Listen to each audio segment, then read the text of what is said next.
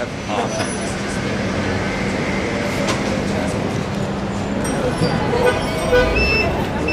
Joanne, you're co-director of CPD. Explain what that is, please. It's the Campaign for Peace and Democracy.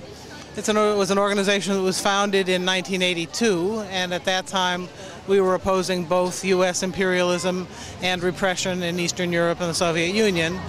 And there we mobilized the peace movement and progressive labor people to defend dissidents on trial in Eastern Europe, and we also got dissidents in Eastern Europe to oppose U.S. policy in Nicaragua and Chile and so forth. So the Cold War ended, but peace didn't arrive, and it turned out we really needed to still keep working, and so we are.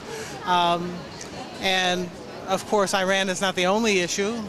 We've taken out ads opposed to the U.S. wars on Afghanistan and Pakistan, U.S. support for the Bahraini regime, and so forth. But we also think it's important to defend those brave people in Iran who attempted in 2009 to express their will and who were suppressed in bloody street violence, and where there are still today many, many people in prison. So we oppose U.S. attacks, whether they're an actual war or sanctions or Stuxnet computer attacks or any of those kinds of ways of assaulting Iran. And at the same time, we hope from within Iran to have people be able to run their own country.